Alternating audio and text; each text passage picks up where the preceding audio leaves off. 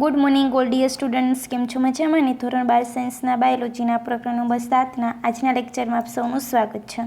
મિત્રો, આપણે ઉદ્વિકાસનું પ્રકરણ ભણી રહ્યા છીએ. હવે એની અંદર આપણે લાસ્ટ લેક્ચરની અંદર અનુકૂલિત પ્રસરણ છે તેના વિશેની સંપૂર્ણ માહિતી પૂર્ણ કરેલ છે. હવે આજે આપણે બીજો ટોપિક ચાલુ કરવાનો છે. ટોપિક 7.5 જૈવિક ઉદ્વિકાસ, બાયોલોજિકલ ઇવોલ્યુશન. હવે આગળ આપણે જોયું કે પૃથ્વી છે તેનો ઉદ્ભવ થયો છે, તો ઉદ્ભવ થયા પછી એનો ભૌતિક ઉદ્વિકાસ થયો છે. ભૌતિક ઉદ્વિકાસ થયા પછી એનો રાસાયણિક ઉદ્વિકાસ થયો છે. રાસાયણિક ઉદ્વિકાસ થઈ ગયા પછી તેનો જૈવિક ઉદ્વિકાસ થયો છે. તો આ જૈવિક ઉદ્વિકાસ કેવી રીતે થાય છે એના વિશેની આપણે સંપૂર્ણ માહિતી હવે અહીંથી સ્ટાર્ટ કરવાની છે. આપણે એ તો જોઈ લીધું કે પ્રથમ કોષ કેવી રીતે બન્યો, કેવી રીતે નિર્માણ પામ્યો, કે જે અકાર્બનિક અણુઓ છે તે સૌપ્રથમ તો સાવ સાદા વાયુઓ હતા. એ સાદા વાયુઓમાંથી અકાર્બનિક સંયોજનો બન્યા, એમોનિયા બન્યું, મિથેન બન્યું અને ત્યારબાદ પાણી બન્યું. હવે એની અંદર આગળ પાછી પ્રોસેસ થઈ અને બીજા અકાર્બનિક અણુઓમાંથી કાર્બનિક અણુ બન્યા, જેવા કે શર્કરા છે, ગ્લુકોઝ છે, ત્યારબાદ ટ્રાયગ્લિસરાઇડ છે. આવા બધા સરળ કાર્બનિક અણુ બન્યા. એ સરળ કાર્બનિક અણુ એકબીજા સાથે સંયોજાય, વીજળીના ચમકારામાંથી ઉર્જા મેળવી અને એમાંથી મહાઅણુ અથવા તો આપણે બૃહદ અણુઓ કહીએ છીએ તેનું નિર્માણ થયું, જેવા કે પ્રોટીન છે, ન્યુક્લિક એસિડ છે, લિપિડ છે, પોલિસેકેરાઇડ એટલે કે કાર્બોદિત છે. અને આવી રીતે એ જે મહાઅણુઓ છે તેને ભેગા મળી અને પ્રથમ અકોષ બનાવ્યો, અકોષીય સ્વરૂપ બન્યું. અને એ અકોષીય સ્વરૂપમાંથી પછી કોષીય સ્વરૂપ બન્યું, એટલે કે કોષો અસ્તિત્વમાં આવ્યા. તો આ જે આખી પ્રોસેસ છે કે જૈવિક ઉદ્વિકાસ, એટલે કે કોષ તો બની ગયો છે. હવે એ કોષમાંથી અત્યારે આપણે જોઈએ છીએ તો આટલી જૈવ સૃષ્ટિનું નિર્માણ કેવી રીતે થયું છે, તો એને કહે છે જૈવિક ઉદ્વિકાસ, બાયોલોજિકલ ઇવોલ્યુશન. હવે મિત્રો, આપણે આગળ જોઈ લીધું કે સજીવો છે તેના ઉદ્વિકાસની જરૂરિયાત મુજબ તે અનુકૂલનો સાધવાના પરિણામે ક્રમશઃ થયો છે. કે સજીવ છે એનો ઉદ્વિકાસ કેવી રીતે થયો છે, તો એ સજીવને કેવી જરૂરિયાત છે એ મુજબ તે અનુકૂલન સાધશે અને એ મુજબ તે અનુકૂલન સાધશે તો એના પરિણામે એનો વિકાસ થયો. આગળ આપણે અનુકૂલિત પ્રસરણની અંદર જોયું કે જે ડાર્વિન ફિન્ચ છે તેના ઉદાહરણ દ્વારા આપણે જોયું કે એને જેવો ખોરાક મળ્યો એવી એની ચાંચને બનાવી લીધી, તો એક પ્રકારનો ઉદ્વિકાસ થયો. તો આમ સજીવ છે એના ઉદ્વિકાસની જે જરૂરિયાત છે એ મુજબ શું કરે છે, અનુકૂલન સાધે છે. આના લીધે ઉદ્વિકાસ થાય છે અને એની અંદર ભૂતકાળમાં ઘણા વિવિધ વાદો રજૂ થયા છે. તો આપણે એક વાદ જોઈ ગયા છીએ, ડાર્વિનનો વાદ. એની અંદર જે આપણે જોઈએ તો જે ડાર્વિનનો નૈસર્ગિક પસંદગીનો સિદ્ધાંત અથવા તો કુદરતી પસંદગી સિદ્ધાંત એ આપણે જોઈ ગયા છીએ. તો એના જ વિશે અહીંયા પાછી ચર્ચા કરવાની છે. અહીંયા પણ મેં તમને અગાઉ કીધું હતું કે આ છે એના આધારે ઘણા બધા MCQ નીકળે છે અને આખા પ્રકરણની અંદર આ નૈસર્ગિક પસંદગી છે તે મુખ્ય છે. શા માટે મુખ્ય છે, તો ડાર્વિન છે એ ઉત્ક્રાંતિના પિતા છે, ઉદ્વિકાસના પિતા તરીકે ઓળખવામાં આવે છે. તેનું બુક છે, મેં તમને નામ આપ્યું છે origin of species by means of natural સિલેક્શનની અંદર ડાર્વિન છે તેની નૈસર્ગિક પસંદગીનો સિદ્ધાંત 1859ની સાલમાં રજૂ કર્યો. હવે ડાર્વિન શું માનતા હતા એ આપણે આગળ જોયું કે ડાર્વિન એવું માનતા હતા કે અત્યારે જેટલા પણ સજીવો છે તે બધા જ સજીવો ભૂતકાળની અંદર થઈ ગયેલા સજીવો છે, તેના રૂપાંતરિત સ્વરૂપો છે. એટલે કે એનો અર્થ એવો કે અત્યારે જેટલા પણ સજીવો અસ્તિત્વમાં છે તે બધા જ સજીવો કેમાંથી નિર્માણ પામ્યા છે, કે ભૂતકાળમાં જે સજીવ અસ્તિત્વ ધરાવતા હતા એ સજીવની અંદર કંઈક રૂપાંતરણ થયું, કંઈક ફેરફાર થયું અને એના પરિણામે કંઈક નવી જાતિવાળું સજીવ વિકાસ પામ્યું. તો આવી રીતે જે હાલની અંદર જેટલા પણ સજીવો જોવા મળે છે તે દરેક સજીવ ભૂતકાળની અંદર થઈ ગયેલા જે સજીવ છે તેના રૂપાંતરિત સ્વરૂપ છે એવું ડાર્વિન માનતા હતા. અને નવી જાતિ છે તે નવી જાતિનું નિર્માણ કેવી રીતે થાય છે, તો પૂર્વ અસ્તિત્વ ધરાવતી જાતિમાંથી જ ઉદ્ભવે છે પણ આપણે જોયું.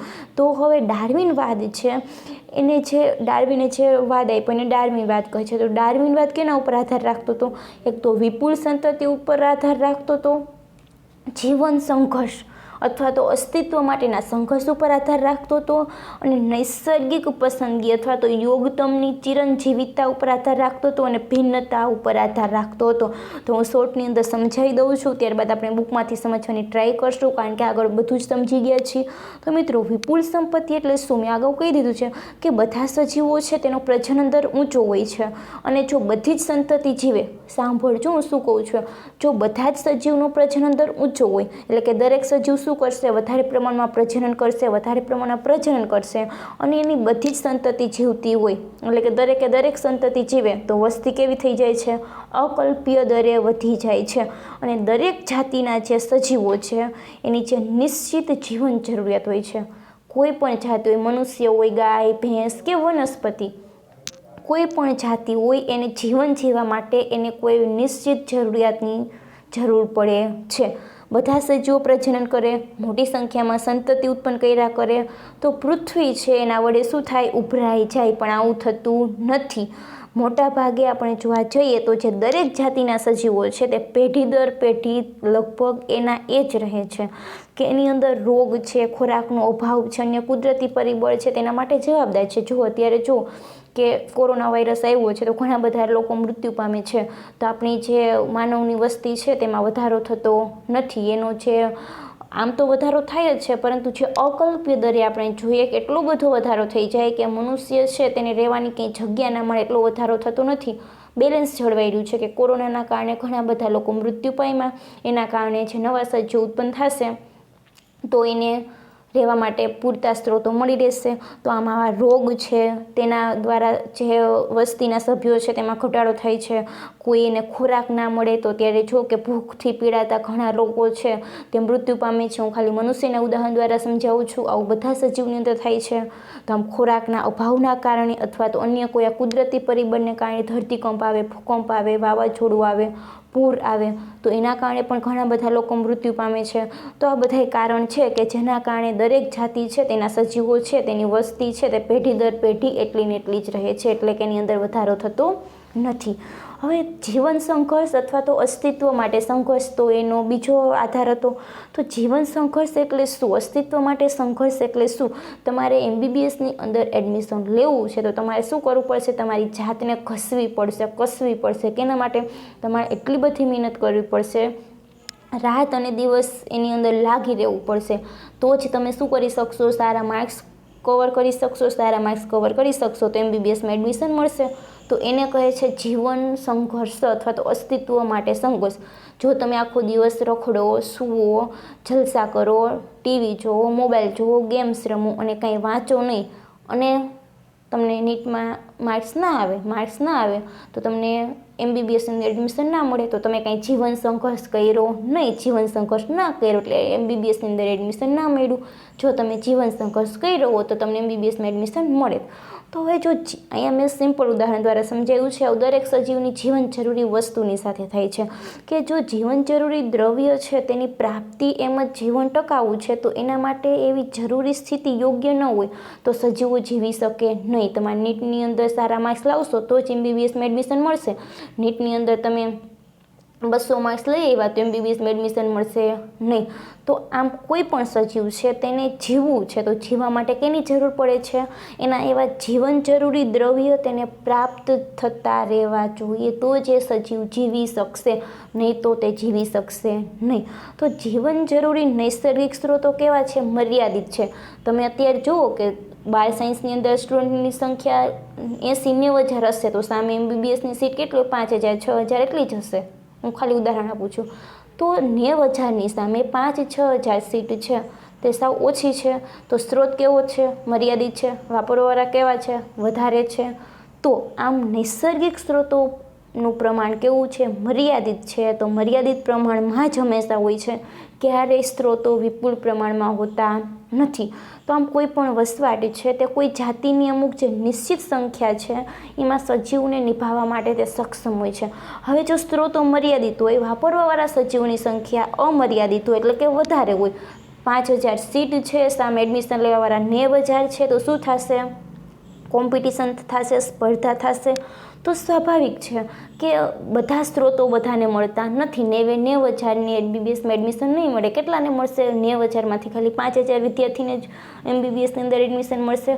તો આ મિત્રો જરૂરિયાત સરખી હોય, એક જ જાતિના સજીવો વચ્ચે સ્ત્રોતની પ્રાપ્તિ માટે સંઘર્ષ પણ જરૂરી બને છે.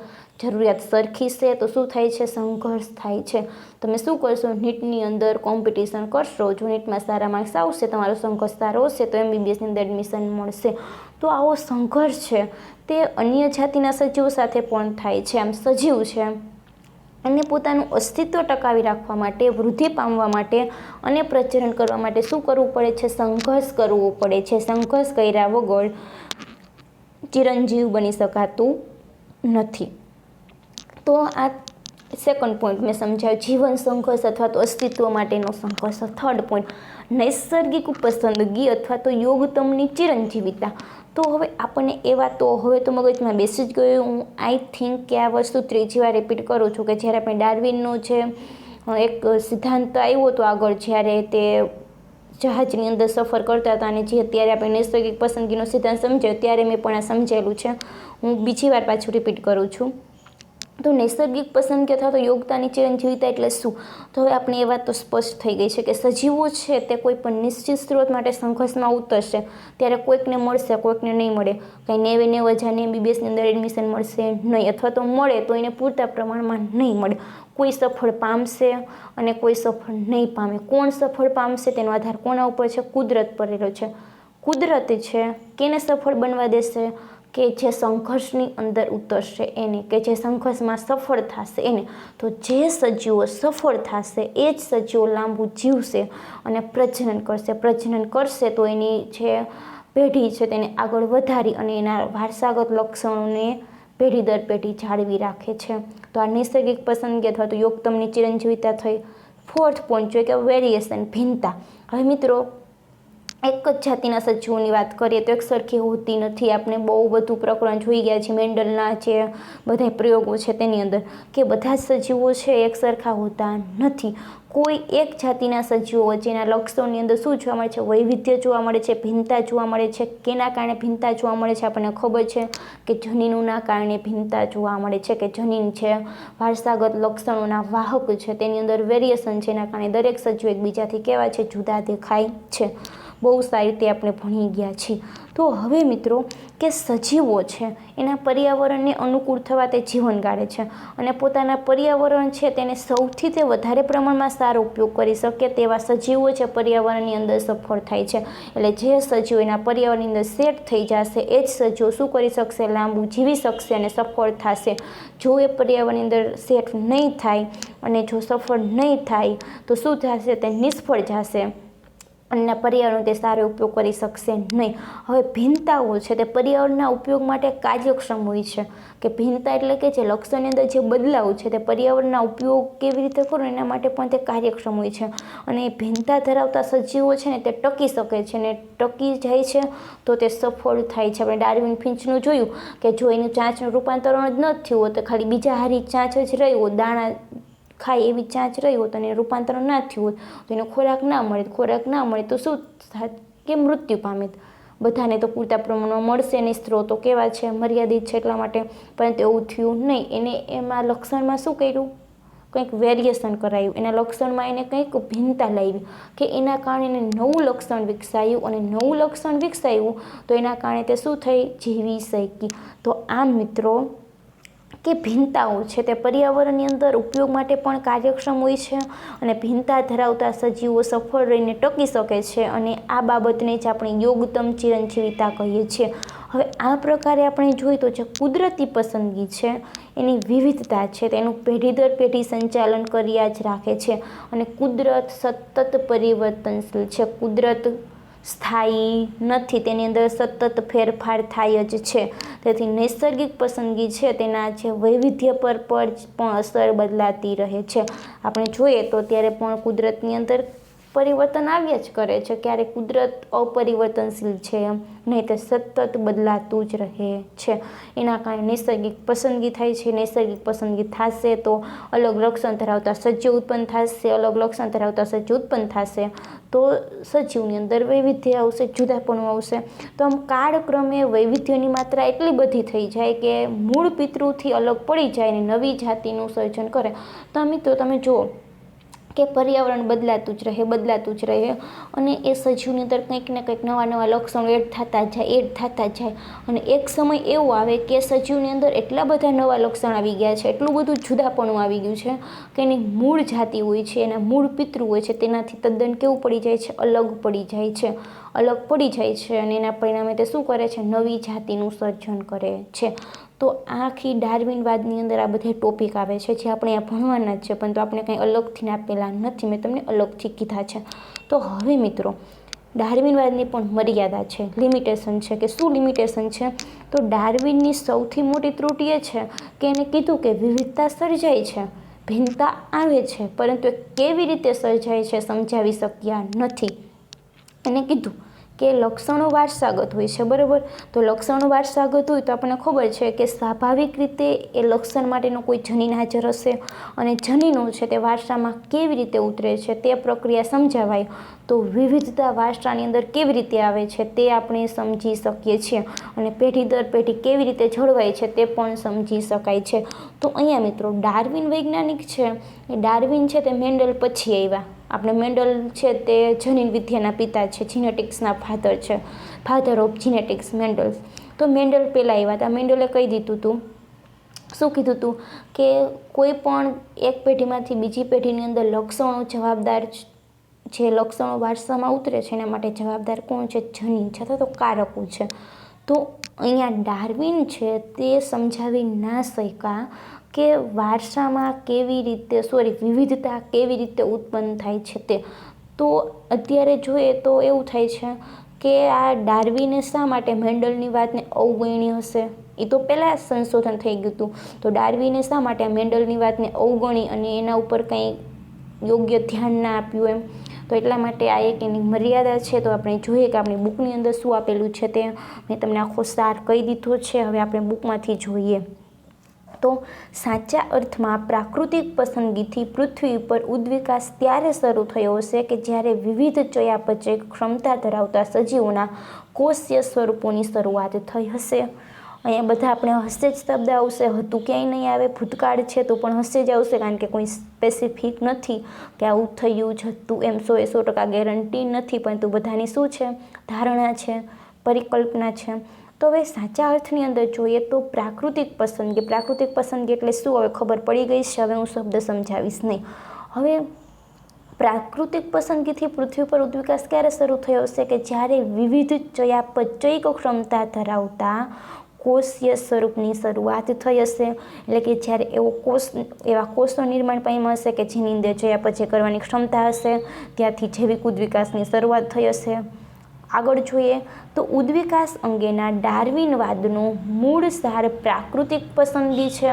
તો ઉદ્વિકાસનો જે ડાર્વિનવાદ છે, ડાર્વિનવાદ એટલે કે ડાર્વિન નામના વૈજ્ઞાનિકે આપેલો વાદ, તો એનો મૂળ સાર કેના ઉપર રહેલો છે? પ્રાકૃતિક પસંદગી ઉપર રહેલો જોવા મળે છે. નવા સ્વરૂપો પ્રગટ થવાનો દર જીવનચક્ર અથવા તો જીવનકાળ સાથે સંકળાયેલો હોય છે.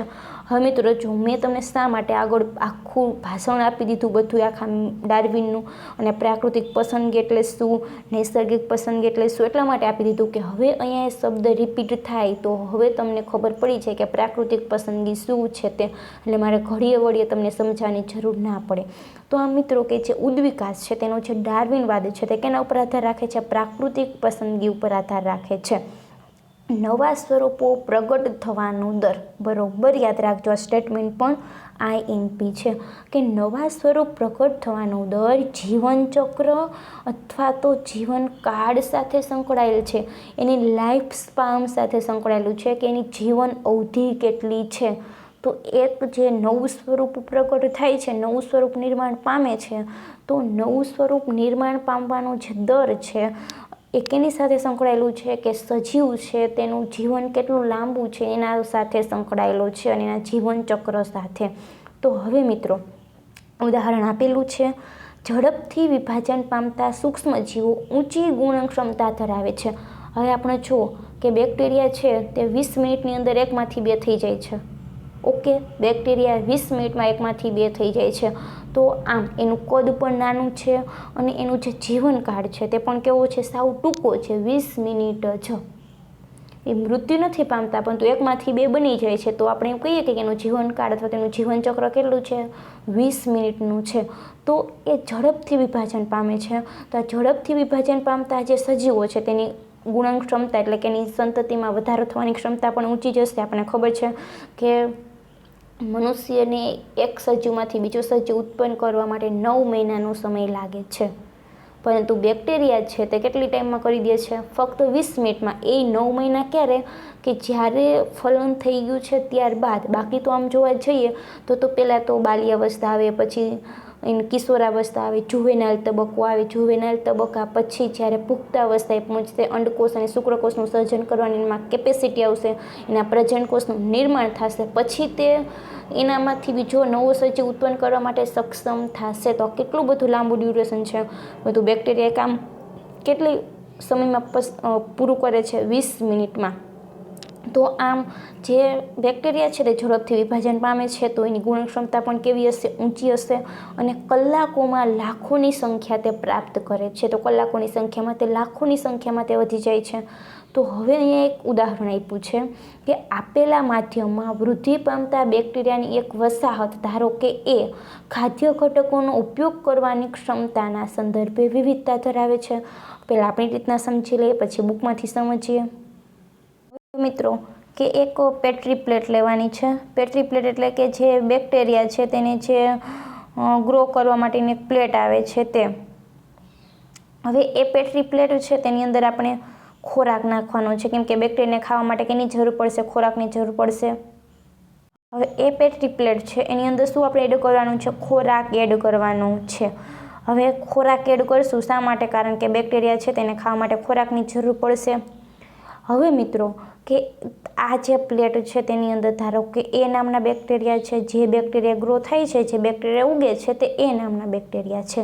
પરંતુ હવે અહીંયા આપણે જોઈએ તો અહીંયા જે આપણે ખોરાક એડ કર્યો છે એની અંદર જે આપણે માધ્યમ નાખ્યું છે એ માધ્યમની અંદર આપણે ફેરફાર કરીએ, અને એ માધ્યમની અંદર આપણે ફેરફાર કરીએ તો જે આ પ્લેટ છે એ પ્લેટની અંદર જે બેક્ટેરિયા ગ્રો થાય છે એ બેક્ટેરિયાને આપણે બી નામ આપીએ. તો મિત્રો અહીંયા શું છે કે એ જે બેક્ટેરિયા છે તે એવા બેક્ટેરિયા છે કે જે મૂળ છે. હું એ પહેલાં શું સમજાવું છું તે કે એવા બેક્ટેરિયા છે કે એક વસાહત રચે છે અને એની અંદર એ ખાદ્ય ઘટકનો ઉપયોગ કરી અને શું કરે છે કે એની સંતતિમાં વધારો કરે છે. પરંતુ એનો જે ખોરાક છે તે ખોરાક આપણે બદલાવી નાખ્યો છે. એ ખોરાક જે આપતા હતા એ ખોરાક નથી આપ્યો ને ખોરાક આપણે એને બદલી નાખ્યો છે. તો બદલી નાખ્યો છે તો પછી અહીંયા જે આ પ્લેટ છે તેની અંદર જે બધા જ બેક્ટેરિયા ગ્રો નહીં થાય, કારણ કે અહીંયા જેટલા બેક્ટેરિયા હતા એ બધા બેક્ટેરિયાને ખોરાક માફક આવતો નથી. બધાય બેક્ટેરિયા છે તેને ખોરાક માફક નહીં આવે. અમુક બેક્ટેરિયા એવા છે કે જેને ખોરાક માફક આવશે, અને જેને ખોરાક માફક આવશે તે એ માધ્યમની અંદર શું થશે, વૃદ્ધિ પામશે. એ પ્લેટની અંદર આપણને દેખાશે. તો શું થયું મિત્રો કે પરિસ્થિતિ બદલાણી, કે પહેલાં શું હતું કે એનો જે ખોરાક હતો એ ખોરાકની અંદર આપણે ચેન્જીસ કર્યું, એના માધ્યમમાં આપણે એને બદલાવ લાવ્યો, એની પરિસ્થિતિ આપણે બદલી. તો નવી પરિસ્થિતિ બદલી તો નવી પરિસ્થિતિમાં કોણ ટકી શકશે, કે જે આ માધ્યમની અંદર જે બેક્ટેરિયા હતા એ બેક્ટેરિયામાંથી જે બેક્ટેરિયાએ એના લક્ષણની અંદર વિવિધતા લાવી અને એની અંદર કંઈક ફેરફાર કર્યો અને એ જે પરિસ્થિતિ બદલાણી એ પરિસ્થિતિનો એને જે સામનો કર્યો એ સામનો કર્યો એ બેક્ટેરિયા આ માધ્યમની અંદર ટકી શક્યા. બાકીના બીજા બેક્ટેરિયા શું થયું, મૃત્યુ પામ્યા. તો આ મિત્રો અહીંયા જે બી બેક્ટેરિયા છે તે બી બેક્ટેરિયાને રૂપાંતરિત બેક્ટેરિયા તરીકે પણ ઓળખવામાં આવે છે. શા માટે રૂપાંતરિત, કારણ કે તે બદલાયેલા છે, એની અંદર રૂપાંતર થયેલું છે, ફેરફાર થયેલો છે. ઓકે, સમજાય છે હું શું કહેવા માગું છું તે. તો આમ બી છે તે નવી બદલાયેલી પરિસ્થિતિની અંદર શું થયું, ટકી રહ્યા. બાકી એ છે તે ટકી રહ્યા નહીં. તો બી છે, આ બી છે તેની પસંદગી એ કરતાં કેવી છે, વધારે છે. વધારે છે ને કે એ બેક્ટેરિયા એવા છે કે તે પસંદગી પામ્યા નહીં. એ બેક્ટેરિયાની પસંદગી કેવી છે, ઓછી છે. તેની યોગ્યતા પણ કેવી છે, ઓછી છે. બીની યોગ્યતા અને બીની પસંદગી કેવી છે, વધારે છે. શા માટે વધારે છે, કારણ કે કારણ કે એને પરિસ્થિતિ બદલાણી, એનું માધ્યમ બદલાણું, છતાં પણ એ માધ્યમની અંદર તે સંઘર્ષ કર્યો અને બદલાયેલી પરિસ્થિતિની અંદર તે ટકી શક્યા. ત્યારે જો પરિસ્થિતિ બદલાઈ ગઈ છે, ડિજિટલ માધ્યમ દ્વારા એજ્યુકેશન બધા મેળવો છો, તો જે ડિજિટલ માધ્યમ દ્વારા એજ્યુકેશન મેળવવા માટે સફળ થશે, જીવન સંઘર્ષ કરશે અને એમાંથી તે સારું એવું એજ્યુકેશન મેળવશે, એ જ સફળ થઈ અને MBBSમાં એડમિશન મેળવશે.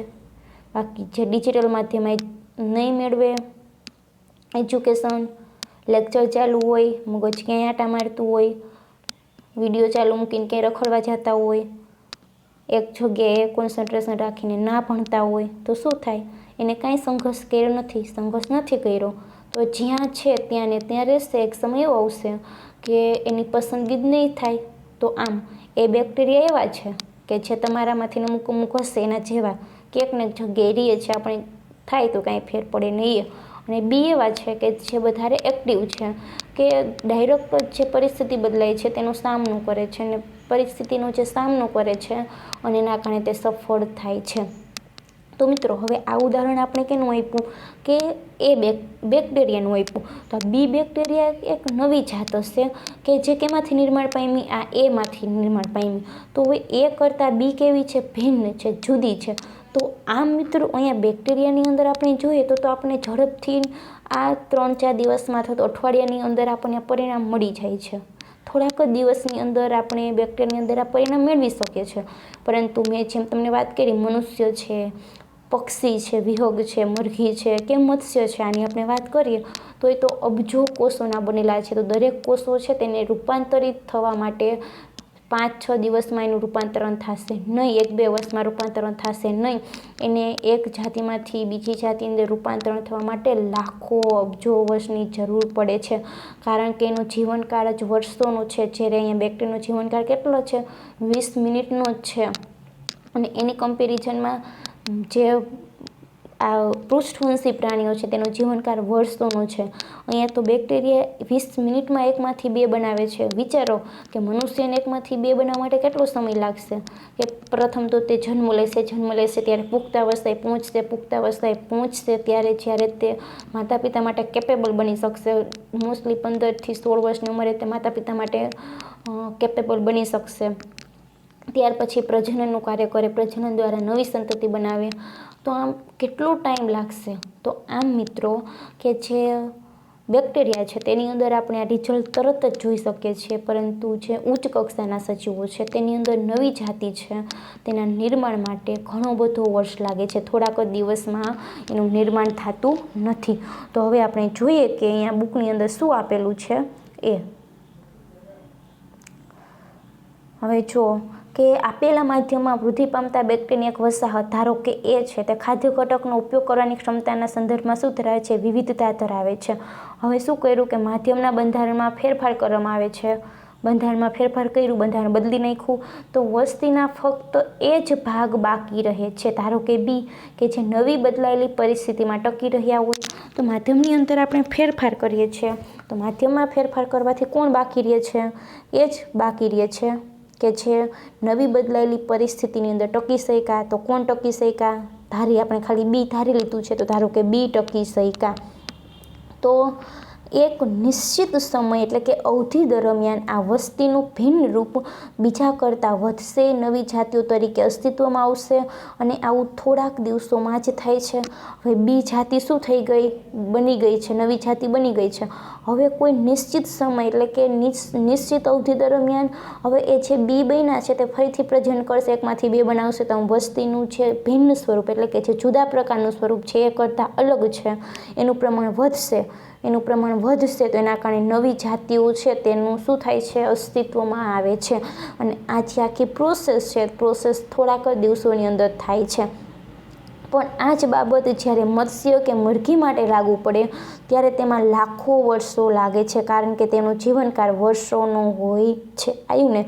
જો આ જ બાબત આપણે મત્સ્ય છે, મરઘી છે, મનુષ્યની અંદર જોઈએ તો એ બાબતને થતાં લાખો વર્ષો લાગે છે. રીઝન શું?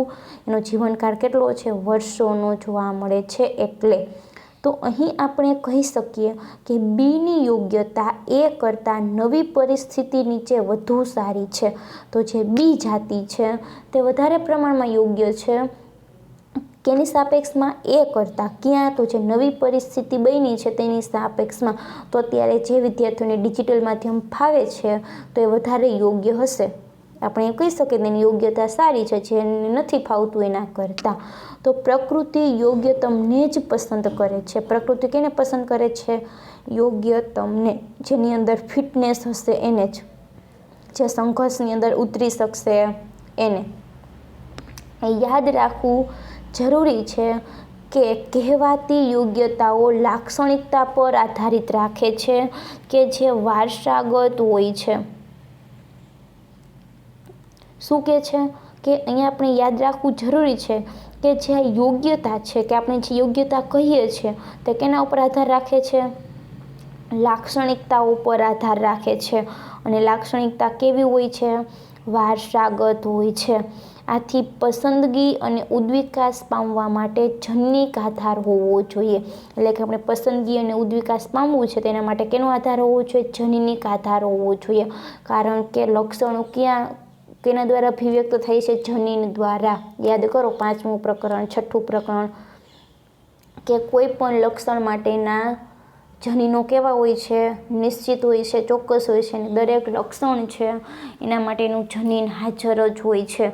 તમારા વાળ સ્ટ્રેટ છે, વાળ કરલી છે, તો તમારા ડીએનએની અંદર એ પ્રમાણનું જનીન હાજર છે, એટલા માટે તમારા વાળ એવા છે. આંખનો કલર ભૂરો છે, કાળો છે, શા માટે? તમારા ડીએનએનું જનીન એવું છે એટલા માટે. તો આમાં લક્ષણો છે, તે લક્ષણો છે એના ઉપર યોગ્યતા આધાર રાખે છે. અને યોગ્યતા કેવી હોય છે? વારસાગત હોય છે. આના કારણે પસંદગી અને ઉદ્વિકાસ પામવા માટે જનનિક આધાર હોવો જોઈએ. બી જાતિ બની છે, આપણે ઉપરના ઉદાહરણમાં જોયું. તો હવે બીની અંદરના જે જનીનો હોય છે એની સંતતિને વારસામાં આપશે તો એ સંતતિ પણ એ લક્ષણો એની પાસે આવી ગયા છે તો પરિસ્થિતિની અંદર એ પણ ટકી શકશે. કારણ કે એના મમ્મી પપ્પા પાસેથી લક્ષણ મળ્યા છે કે આવી પરિસ્થિતિમાં રહેવું છે તો એના માટે આ લક્ષણો હોવા જોઈએ. તો આમ છે આ બધા લક્ષણો છે તે કેવી રીતે આવે છે? વારસામાં આવે છે. અને એના કારણે પસંદગી અને ઉદ્વિકાસ છે તેના માટે એનો જનનિક આધાર જરૂરી છે. બીજા શબ્દોમાં કેટલાક સજીવો બદલાતા પર્યાવરણમાં ટકી રહેવા માટે વધુ સારી રીતે અનુકૂલિત થયેલા હોય છે. બીજા શબ્દની અંદર આપણે કહીએ તો અમુક સજીવો એવા છે કે જે પરિસ્થિતિ બદલાય છે, પર્યાવરણ બદલાય છે તો એની સામે સેટ થઈ જાય છે અને એની સામે અનુકૂલિત થાય છે. બધાય થતા નથી. ઉપરના ઉદાહરણમાં બી થાય છે, એ થતા નથી. અનુકૂલન ક્ષમતા વારસાગત હોય છે. તો અહીંયા આ પણ યાદ રાખવાનું છે મિત્રો કે અનુકૂલન ક્ષમતા શું છે? વારસાગત હોય છે. તે જનનિક આધાર ધરાવે છે. એટલે કે અનુકૂલન ક્ષમતા વારસાગત છે. કેના ઉપર આધાર રાખે છે? જનીન ઉપર આધાર રાખે છે. યોગ્યતા અને અનુકૂલન પામવાની ક્ષમતા અને પ્રકૃતિ દ્વારા પસંદગી પામવા માટેનું અંતિમ પરિણામ છે. એટલે કે યોગ્યતા છે તે અને અનુકૂલન પામવાની જે ક્ષમતા છે આ બંને કેપેસિટી એવી છે કે એની મદદથી પ્રકૃતિ દ્વારા પસંદગી પમાય છે. અને પ્રકૃતિ દ્વારા પસંદગી પમાશે તો જ તે લાંબુ જીવી શકશે. તો એના માટેનું અંતિમ પરિણામ છે કે તમે સારી એવી સંઘર્ષ કરો, સારી એવી યોગ્યતા મેળવો અને એ વાતાવરણને તમે અનુકૂલિત થાવો. ઓકે, તો આ છે મિત્રો ડાર્વિનનો વાદ. હજી ડાર્વિનનું પૂરું નથી થયું. હવે અહીંયા 2 પાછું આવે છે કે ડાર્વિનના જે પ્રાકૃતિક પસંદગી કે જે ઉદ્વિકાસ માટેનો ડાર્વિનવાદ છે તેની અંદર શાખાકીય અવતરણ, બ્રાન્ચિંગ ડિસેન્ટ અને પ્રાકૃતિક પસંદગી નેચરલ સિલેક્શન એ ડાર્વિનના ઉદ્વિકાસના 2 ચાવીરૂપ ખ્યાલો છે. તો મિત્રો અહીંયા યાદ રાખવાનું છે કે ડાર્વિન છે એના જે ઉદ્વિકાસ છે તેના 2 ચાવીરૂપ ખ્યાલો કયા છે? તો એક છે શાખાકીય અવતરણ. હું કહું છું શાખાકીય અવતરણ એટલે શું, અને બીજું છે પ્રાકૃતિક પસંદગી. તો શાખાકીય અવતરણ એટલે શું મિત્રો? જો સિંહ છે, વાઘ, દીપડો છે, ચિત્તો છે, આ બધા કેવા છે કે એક જ જે પૂર્વજ છે એક પૂર્વજમાંથી ઉતરી આવેલા છે, કે એક પૂર્વજમાંથી અલગ અલગ લક્ષણો ધરાવતા સજીવો નિર્માણ પામ્યા તો એને કહે છે શાખાકીય અવતરણ. સમજાઈ ગયું? સિંહ, વાઘ, દીપડો, ચિત્તો આ બધા કેવા છે?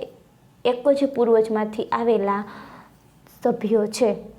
તો આમ એક પૂર્વજમાંથી આવી ઘણી બધી શાખાઓ બની, એટલે કે એમાંથી નવા નવા લક્ષણો ધરાવતા આવા સજીવો નિર્માણ પામ્યા, તો એને કહે છે શાખાકીય અવતરણ. ઓકે, ત્યારબાદ પ્રાકૃતિક પસંદગી. પ્રાકૃતિક પસંદગી એટલે શું આપણને ખબર પડી ગઈ છે. હવે આગળ જોઈએ કે એના પછી આવે છે લેમાર્કવાદ. એના પછી શું આવે છે? લેમાર્કવાદ આવે છે. હવે મિત્રો કે ડાર્વિનવાદ અહીંયા પૂર્ણ થાય છે. ડાર્વિનવાદની આપણે મર્યાદા પણ જોઈ. ઓકે, તો શાખાકીય અવતરણ એટલે શું એ પણ મેં તમને ઉદાહરણ આપી દીધું, અને પ્રાકૃતિક પસંદગી એટલે શું એ પણ ઉદાહરણ આપી દીધું. હવે ત્યારબાદ આવે છે લેમાર્કવાદ. 2 માર્ક્સની અંદર પૂછાઈ શકે, અહીંયાથી પ્રશ્ન સ્ટાર્ટ થાય છે. હવે ડાર્વિન આવ્યા. ડાર્વિનના પહેલાં એક વૈજ્ઞાનિક આવેલા છે, ફ્રેન્ચના વૈજ્ઞાનિક છે અને પ્રકૃતિવિદ છે, એનું નામ છે લેમાર્ક. તો લેમાર્કે આપેલા વાદને કહે છે લેમાર્કવાદ. તો હું પહેલાં ઓરલી સમજાવી દઉં છું, ત્યારબાદ આપણે બુકમાંથી સમજવાની ટ્રાય કરશું. તો લેમાર્કવાદે શું આપ્યું કે એને ઉપાર્જિત લક્ષણના વારસાનો સિદ્ધાંત આપ્યો. શું આપ્યું? ઉપાર્જિત લક્ષણના વારસાનો સિદ્ધાંત, લેમાર્કિઝમ. તો ઉપાર્જિત લક્ષણના વારસાનો સિદ્ધાંત એટલે શું? કેને કહે છે ઉપાર્જિત લક્ષણ? તો મિત્રો ઉપાર્જિત લક્ષણ એટલે કે ટૂંકમાં આપણે ઉપાર્જિત કરેલું લક્ષણ, આપણે નવું વિકસાયેલું લક્ષણ. હું તમને ઉદાહરણ આપું છું કે તમે અત્યારે ગાડી ચલાવો છો, તમે સ્કૂટર ચલાવો છો, તો એ લક્ષણ તમે કેવું કર્યું છે? ઉપાર્જિત કર્યું છે. લક્ષણ તમને જન્મજાત મળ્યું નથી. તો એવા લક્ષણો કે જે આપણને જન્મજાત નથી મળ્યા, પરંતુ જન્મ પછી, બાય બર્થ પછી, બાય બોર્ન પછી આપણે લક્ષણ કેળવ્યું છે, આપણે લક્ષણ વિકસાવ્યું છે, એને ઉપાર્જિત લક્ષણ કહે છે. ઉદાહરણ આપ્યું કે તમે જ્યારે જન્મ્યા હતા અહીંયાથી તમને ગાડી કે સ્કૂટર કે હોન્ડા કે કંઈ ચલાવતા આવડતું નહોતું, તમે જન્મ્યા પછી એ લક્ષણ કેળવ્યું છે, વાંચવાનું, લખવાનું. આ બધા લક્ષણ કેવા છે? ઉપાર્જિત લક્ષણ છે. તો લેમાર્કે આ ઉપાર્જિત લક્ષણના વારસાનો સિદ્ધાંત આપ્યો.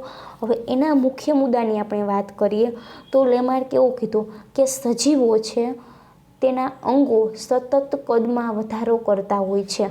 શું કે છે?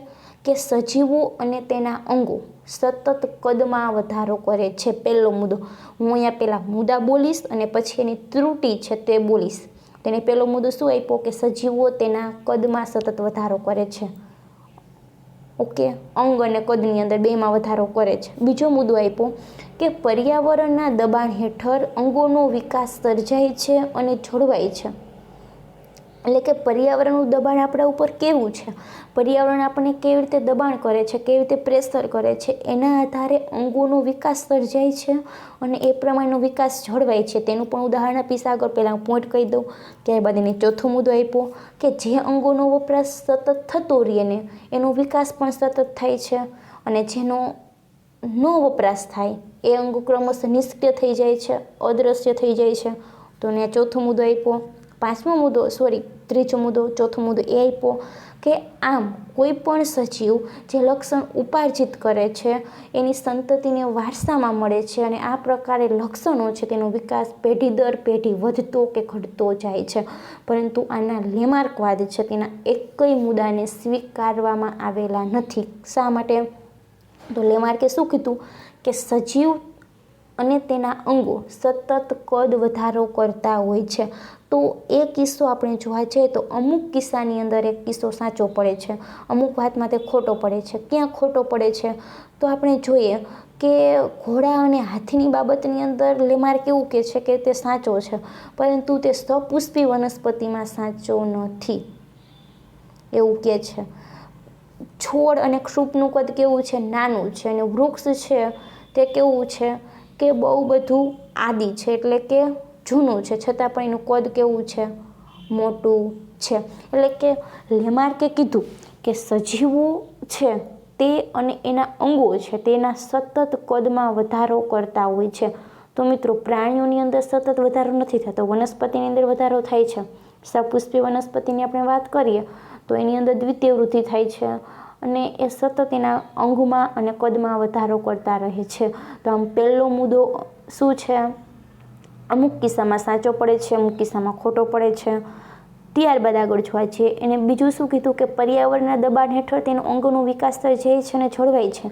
તો લેમાર્કે એવું કીધું કે જીરાફની ડોક છે ને એની ઈચ્છા અનુસાર લાંબી થાય છે.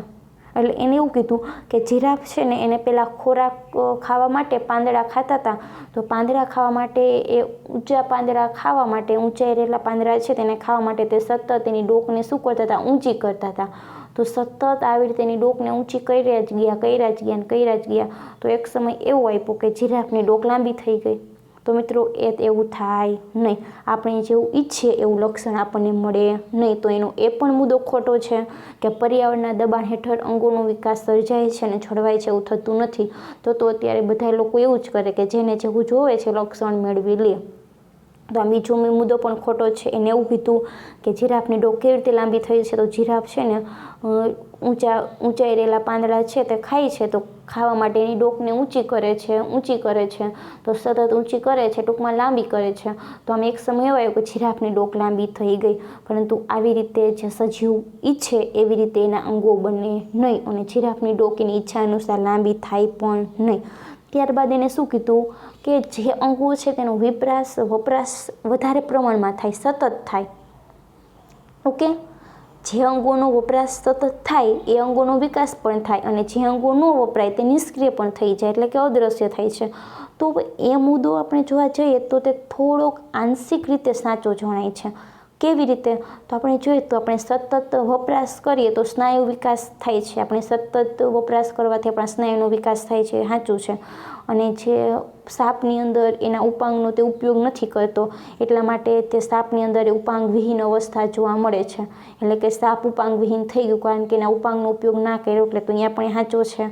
અને જે ગુફાવાસી પ્રાણીઓ છે કે જે ગુફામાં રહે છે, તો એની જે આંખો છે તેની દ્રષ્ટિ કેવી થઈ જાય છે, નબળી થાય છે.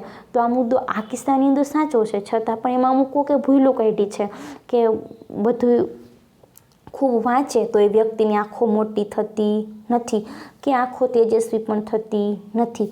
અને જે જીવનભર આપણું જે હૃદય ધબકે છે તે જીવનભર ધબકતું હૃદય પણ મોટું થતું નથી. તો આમ જે લેમાર્કે જે આપ્યું કે સતત અંગો છે તેનો વપરાશ થાય તો એ પ્રમાણેનો વિકાસ થાય અને જે અંગોનો વપરાશ ન થાય તે નિષ્ક્રિય થાય અથવા તો અદૃશ્ય થાય, એની અંદર પણ ભૂલો કાઢી.